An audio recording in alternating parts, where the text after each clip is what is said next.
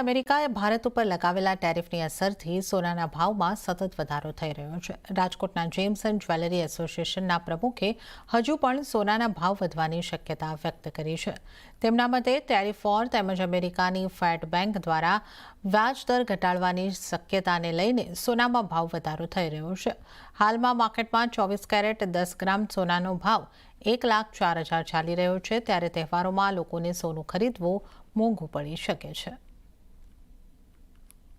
જે અમેરિકા દ્વારા ભારત પર ટેરિફ વધારવાની જે જાહેરાત કરવામાં આવી છે ત્યારથી આપણે જોઈએ તો સોનામાં ખાસો એવો ઉછાળો આવ્યો છે અને આજરોજ સોનાના ભાવ 24 કેરેટના ભાવ 1,46,60 આસપાસ નવો હાઈ ઓલ ટાઈમ હાઈ બનાવી ચૂકેલ છે.